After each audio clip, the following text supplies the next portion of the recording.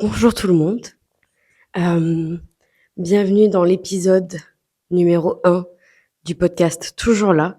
Je suis ravie de vous retrouver aujourd'hui pour le tout premier témoignage qui sera le mien. Dans les prochains épisodes, je serai en compagnie d'un invité ou d'une invitée. Mais aujourd'hui, je crois que je vais faire le plus dur parce que je me sens à l'aise d'accompagner les autres à raconter leur histoire. Mais je pense que c'est un petit peu plus difficile de raconter la sienne seule face caméra. Mais ça va aller. Je me suis préparé une petite grenadine parce qu'il fait très chaud. Et j'ai également préparé, enfin c'est pour moi, c'est pour garder une trame par rapport à mon histoire. Parce que même si c'est moi qui l'ai vécu, je trouve que, comme je vous l'ai dit, c'est assez difficile de raconter d'une seule traite tout ce qu'on a pu vivre. Je pense que je vais oublier certaines choses. N'hésitez pas à me poser des questions en commentaire. Et voilà, que l'épisode commence.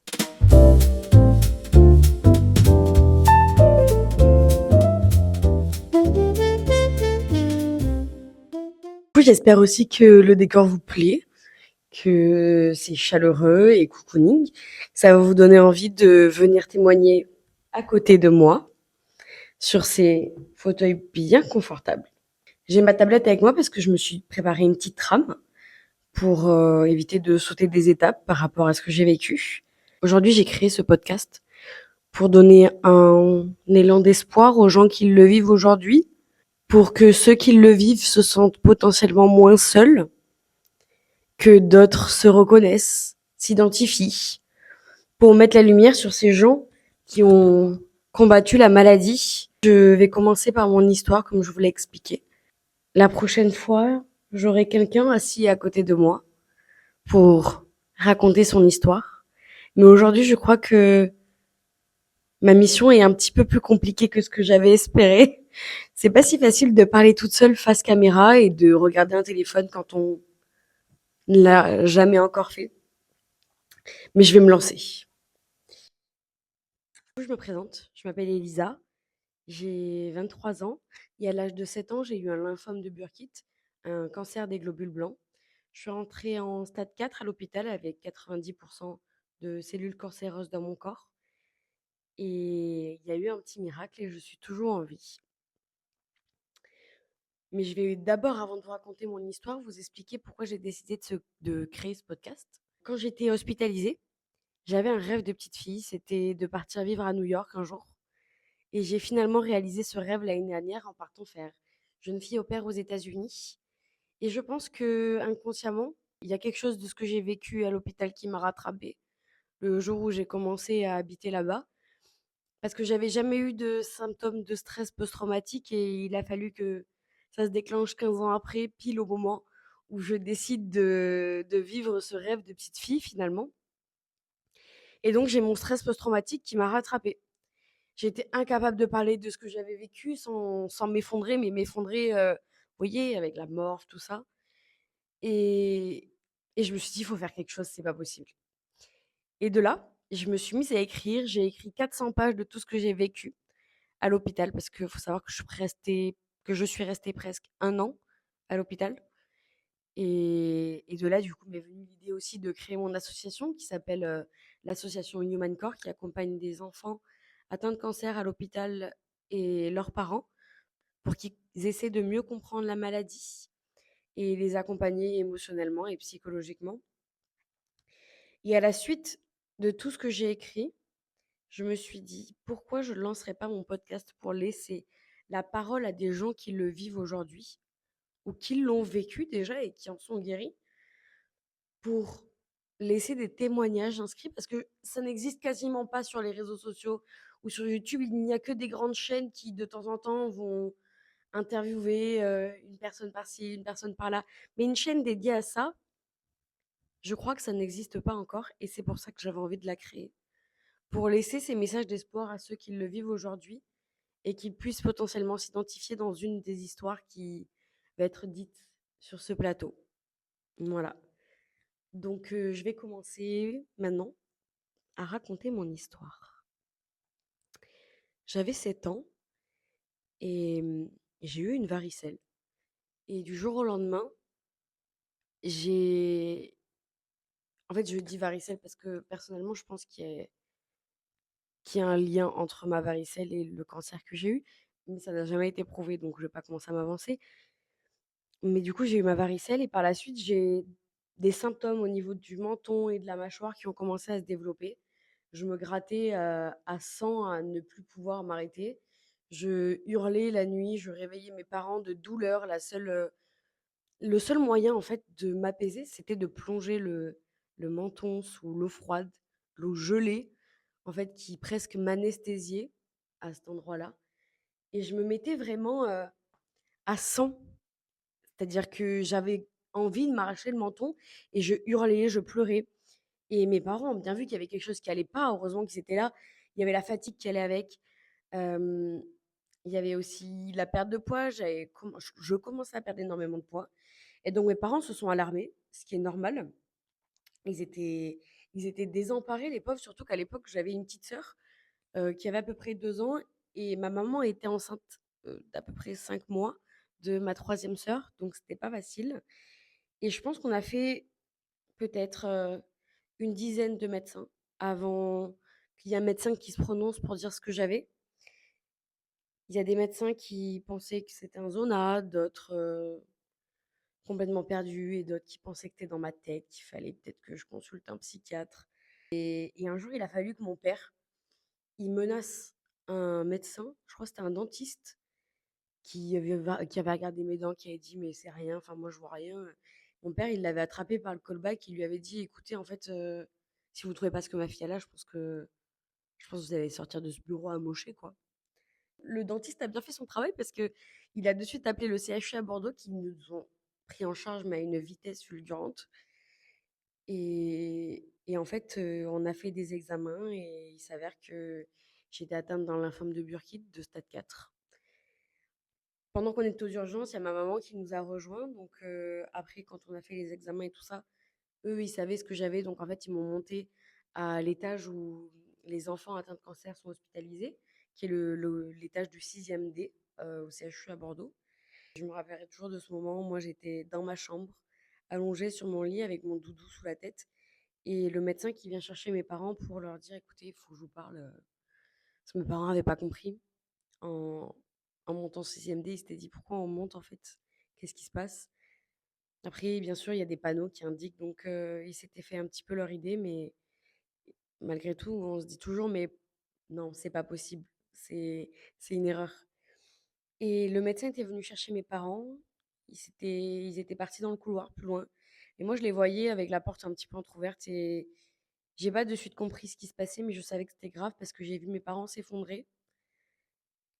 Ils pleuraient et ils se tenaient en même temps comme si ils allaient s'effondrer, mais le fait de se tenir, ça leur permettait de rester debout, comme une force en fait d'être 2 finalement. Quand j'ai vu mes parents pleurer, je me suis dit: «Mais il y a quelque chose qu'on peut pas contrôler» et donc bah, le médecin et mes parents sont venus me voir et m'ont annoncé que j'étais atteinte d'un lymphome de Burkitt et de là a commencé, l'hospitalisation, les traitements.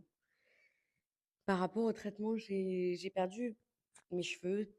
Faut savoir que j'étais une petite fille, pour l'anecdote, qui adorait ses cheveux. J'avais les cheveux très longs jusqu'aux fesses et pour moi, quand j'ai commencé à perdre mes cheveux, c'était catastrophique. J'avais l'impression de perdre mon identité. C'est ma maman qui m'a coupé les cheveux. Au début, on m'a coupé les cheveux, au carré et ensuite, petit à petit, beh, ils ont commencé à tomber.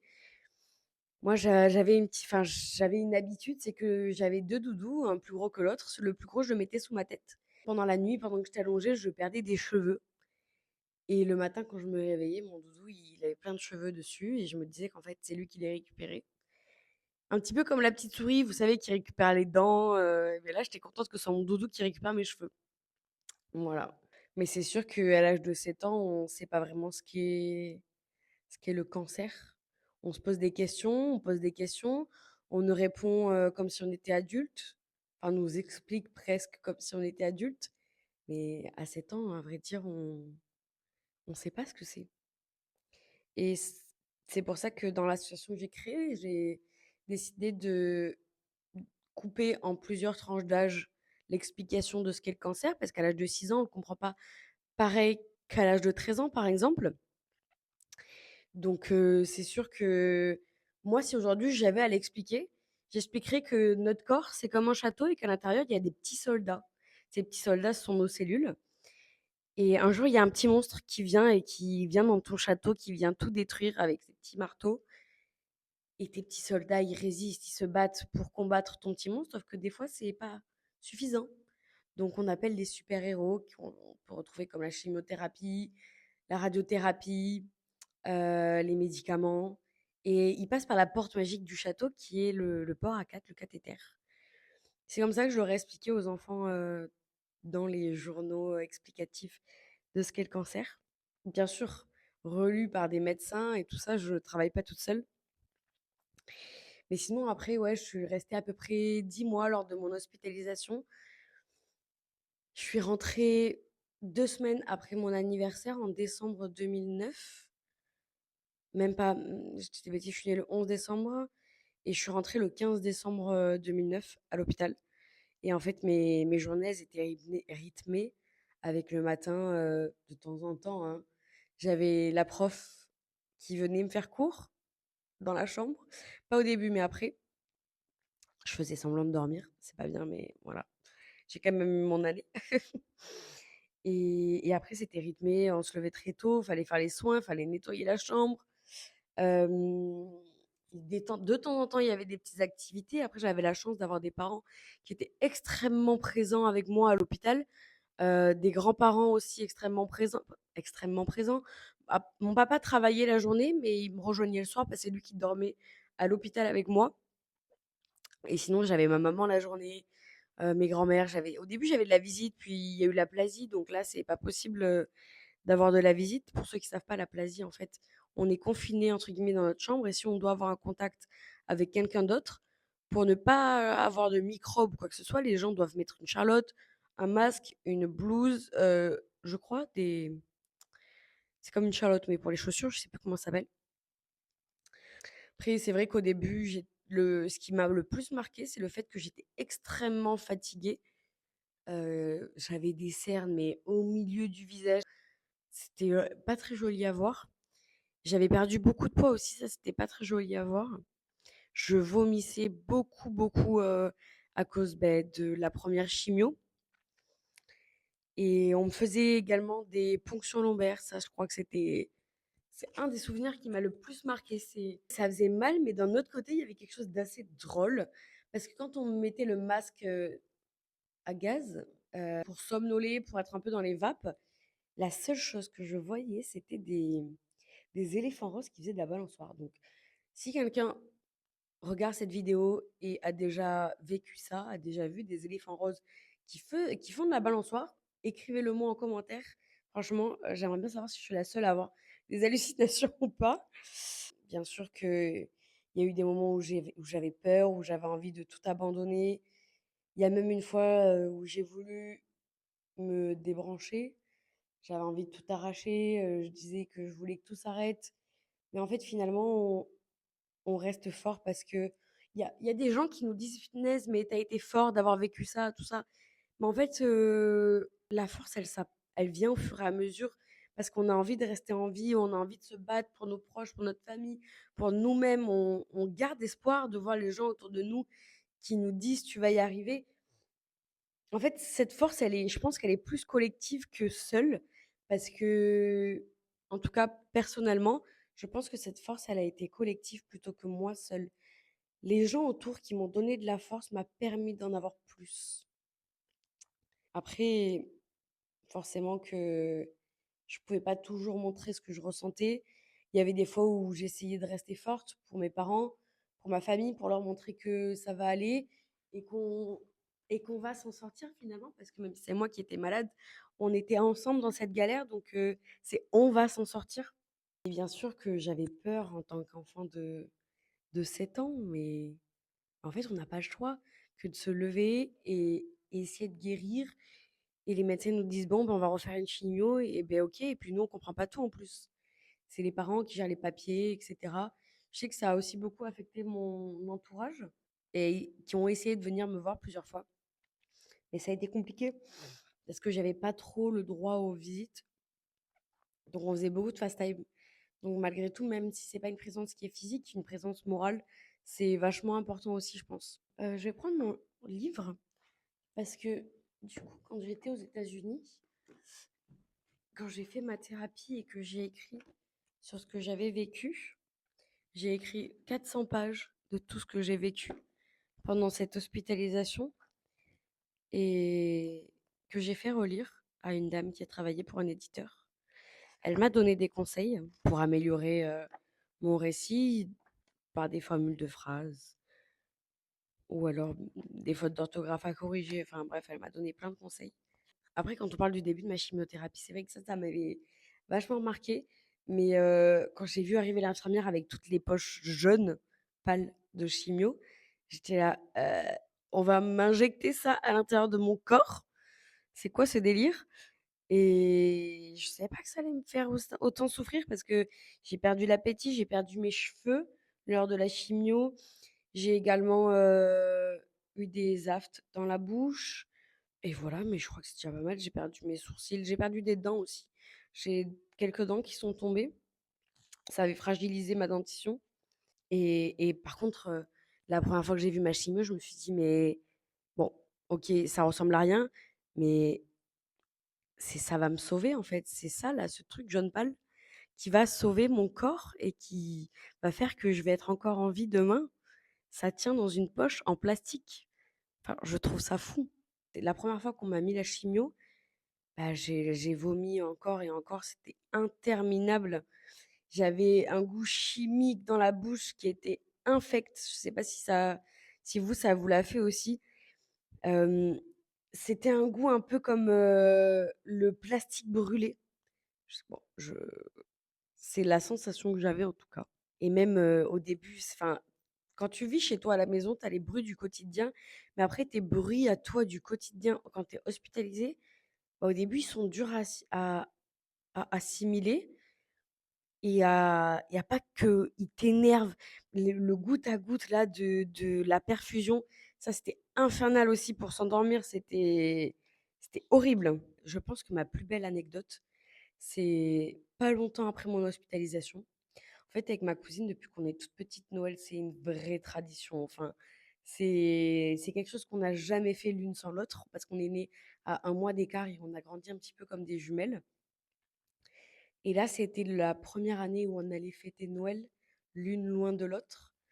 Et pour moi, c'était clairement inenvisageable, mais je pouvais pas bouger de ma chambre, donc j'avais pas trop le choix. Et ma cousine devait fêter Noël à plusieurs heures de voiture de là où j'étais hospitalisée, de Bordeaux. Et en fait, quelle preuve d'amour elle m'a fait. Elle n'a pas ouvert ses cadeaux et elle a fait un gros caprice pour prendre la voiture et pour venir les ouvrir avec moi. Parce qu'elle répétait à ses parents qu'il était hors de question qu'elle ouvre ses cadeaux sans moi. Et donc, en fait, ils ont fait plusieurs heures de voiture pour venir à l'hôpital les ouvrir avec moi. Et je crois que c'est mon plus beau souvenir à l'hôpital. En plus, je me rappelle que ma mère voulait pas que j'ai une Nintendo DS, vous savez, une des premières DS. Et ma tante et mon oncle nous avaient offert à ma cousine et moi des Nintendo DS. Donc, franchement, j'étais ravie. Mais même, en fait, c'était mon moment de bonheur dans ce début de chaos que j'étais en train de vivre. Il y a quelque chose qui a été assez difficile à vivre aussi, c'est le fait que ma maman, quand elle était enceinte, elle pouvait pas forcément venir me voir tout le temps. Mon corps changeait pendant que le sien aussi. C'est-à-dire qu'elle, elle portait la vie et elle allait accoucher et moi, je portais la mort clairement en moi et j'étais très proche de ma maman quand j'étais petite. Donc c'était assez compliqué pour moi de me dire, en fait, elle porte la vie et moi, je porte la mort. Quelque part, je me suis dit, si je m'en vais, vu que mon corps porte la mort, peut-être que je me réincarnerai dans son ventre qui porte la vie. C'était un peu un souhait que j'avais de me réincarner en cette nouvelle petite fille qui allait accoucher dans le ventre de ma maman. Et il s'avère que ma petite sœur aujourd'hui, qui est née à l'époque, me ressemble comme 2 gouttes d'eau. Je ne sais pas ce que ça veut réellement dire, mais je trouve la coïncidence assez extraordinaire. Pour parler de mon papa, lui, c'était un petit peu différent parce qu'il travaillait toute la journée, il rentrait juste le soir pour, dormir avec moi à l'hôpital. On avait un petit rituel, il mangeait parce que moi je j'avais jamais faim et on regardait, notre, dessin animé préféré à la télé qui s'appelait Code Lyoko. Ça passait sur Canal J à l'époque, pour ceux qui connaissent. Et ça aussi, ça m'a tenu debout de m'identifier à des personnages. Ça m'a raccroché. Je m'identifiais en fait au personnage principal qui s'appelait Aelita, qui était dans un monde parallèle. Enfin bref, je vous épargne les détails. Et j'avais très envie de devenir comme elle. Et du coup, je sais pas, ils avaient des super pouvoirs aussi. Donc, je m'inventais un petit peu des super pouvoirs, comme quoi moi aussi j'étais un peu une warrior. Mais ce que mon père a fait, que je conseille à tout parent qui passe par là, c'est un début dans le fait de gérer son stress post-traumatique. Écrivez pendant la maladie de votre enfant. Écrivez surtout sous rien. Écrivez, gardez un journal. Parce que vous, quelque part, vous vous déchargez de tout ce que vous êtes en train de vivre également en écrivant. Et donc, avec le temps, vous aurez moins de travail à faire sur ce stress post-traumatique qui peut être plus ou moins difficile sur la manière dont on a géré les choses pendant la maladie. Et mon père faisait ça, il a écrit, je crois, presque aussi gros que tout ce que j'ai écrit. Et aujourd'hui, il est capable d'en parler sans s'effondrer.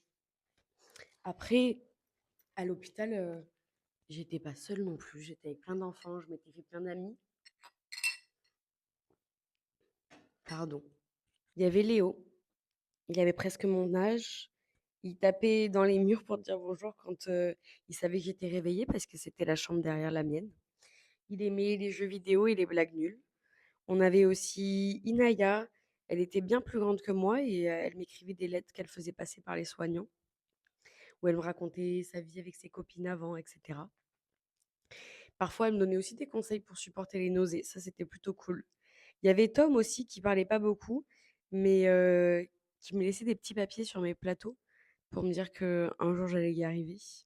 Mais avec ces enfants-là, on n'avait pas besoin de beaucoup parler pour se comprendre parce qu'on vivait la même chose. En fait, en un seul regard, on pouvait comprendre ce qu'on ressentait. Comme si on était tous connectés, hein, comme si on savait directement si ça allait ou pas quand on se regardait. Il y avait Abigail. Elle avait 2 ans tout juste. Elle parlait pas encore très bien et la pauvre, elle a énormément fait de récidives. Elle avait un pyjama tout rose avec des petits lapins dessus et qu'elle était tout le temps en train de sourire.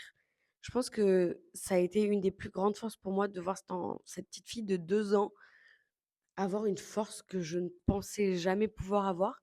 Et en fait, elle m'a communiqué sa force, c'est pareil. C'est comme avec l'entourage, en fait.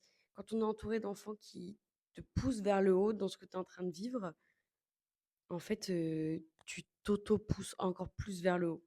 Il y avait les infirmières, il y avait les médecins qui, qui nous surveillaient, qui finalement m'ont sauvé la vie. Je ne les remercierai jamais assez pour ce qu'ils ont fait pour moi. Donc voilà, je suis restée 10 mois à peu près à l'hôpital, avec des hauts et des bas. J'ai vécu des bons moments, comme des moments plus compliqués, des moments qui m'ont plus ou moins marqué. Ce que je retiens, qui m'a le plus marqué, ça a été les ponctions lombaires. Ça, c'était horrible, j'en ai eu une trentaine. J'ai aussi assisté à la mort d'une de mes camarades de chambre. On était en train de nettoyer ma chambre et donc on m'a mise dans sa chambre avec le lit pour le temps de nettoyer ma chambre et il s'avère qu'elle est décédée à côté de moi pendant qu'on était en train de discuter. Ça, c'est quelque chose dont j'ai parlé également dans mon livre. Ça n'a pas été facile, j'ai crié à l'aide. Enfin, des fois la nuit, j'ai des flashbacks de ce moment-là qui aujourd'hui ne me font pas la même chose qu'avant parce que j'ai travaillé dessus. Mais c'est vrai qu'il y a eu un moment donné, quand plusieurs souvenirs sont revenus avec de l'hypnose aussi également, j'étais désemparée en fait. Je me suis dit: «Mais j'ai vécu tout ça et je m'en rappelle plus». Mon cerveau, a pas fait une amnésie traumatique, mais c'est comme s'il avait pendant des années mis de côté tout ce que j'avais vécu et que en fait, on s'en occupe plus, comme si c'était jamais arrivé. C'est pour ça d'ailleurs que c'est 15 ans après que mon stress post-traumatique m'a rattrapée. Quand on nous a annoncé que j'étais totalement guérie, là c'était la fête. Parce que je repartais de loin. On m'avait donné une espérance de vie de 2 semaines. Et au bout de 10 mois, on me dit que j'ai plus rien. Donc c'était tout juste extraordinaire. Après, ça a été difficile pour moi de retourner à la maison parce que j'avais quasiment rien mangé pendant 10 mois. Je mangeais, je crois, à peu près une fois par semaine pendant 10 mois. Et en rentrant chez moi, j'avais le droit de manger ce que je voulais. La nourriture était bonne. Et je dois avouer que j'ai mangé tout ce qui passait et tout ce que j'avais sous la main. Donc, j'ai repris les kilos que j'avais perdus et même plus. Et ça n'a pas été facile aussi de reprendre l'école parce que malgré le fait que j'étais hyper bien entourée à l'école, avec une maîtresse et des élèves qui m'envoyaient tout le temps des cartes, des dessins, des activités qu'ils avaient fait en classe, bah, ils me les envoyaient à l'hôpital. Donc en fait, ça me faisait passer le temps aussi. Ça m'occupait, ça me montrait que mes camarades de classe se préoccupaient de ce que j'étais en train de vivre aussi. Et c'est vrai qu'il y a eu aussi des moqueries parce que je portais un bandeau, mais je l'enlevais de temps en temps parce que des fois, ça gratte, ça gêne. Et quand on a 7 ans, on n'a pas forcément envie de tout le temps garder son bandeau sur la tête. J'avais envie d'être une petite fille normale finalement. Et c'est vrai que j'ai eu à plusieurs reprises des moqueries par rapport à mon crâne, par rapport au début, quand je suis arrivée à l'école et que j'étais toute maigre, puis après, du coup, quand j'ai pris du poids, parce que je mangeais beaucoup, vu que j'ai pas mangé pendant 10 mois, qu'on a même été obligé de me perfuser, à plusieurs moments pour me nourrir. Ça a pas été facile de retrouver sa propre identité dans son corps. Et après, en grandissant, je sais pas si ça a un rapport avec ce que j'ai vécu, mais je suis très souvent fatiguée. En fait, c'est surtout la fatigue qui me pèse. Je suis très souvent fatiguée et j'ai un système immunitaire, mais je vais pas dire de gros mots, mais naze, naze, naze, naze. L'hiver, il y a un rhume qui passe, vous pouvez y aller, il est pour moi. Il y a une angine qui passe, elle est pour moi. En fait, le moindre petit truc qui passe, la moindre bactérie, ça y est, elle est pour Bibi. Et ça, en fait, j'en ai marre. Je sais pas comment arranger ça. Même ma fatigue, je sais pas si c'est aussi lié au fait que à l'âge de 16 ans, on m'a détecté un SOPK avec pas de la fatigue chronique, je dirais pas jusque-là, mais je suis extrêmement fatiguée au quotidien. Après, je fais beaucoup de choses aussi qui me fatiguent, mais bon, après, je le fais parce que j'aime ce que je fais. Je sais pas si mon SOPK peut avoir un lien avec ce que j'ai vécu, parce qu'on dit que normalement, le cancer, en fait, ça réduit ta fertilité. Moi, au contraire, je suis trop fertile pour pouvoir tomber enceinte. Donc, est-ce que ça peut avoir l'effet inverse? Je sais pas. Je sais qu'il y a pas de recherches qui ont été faites dessus. Donc, si jamais vous êtes docteur et que vous êtes ou médecin en recherche, s'il vous plaît, donnez-moi une réponse. Ou même gynéco ou endocrino.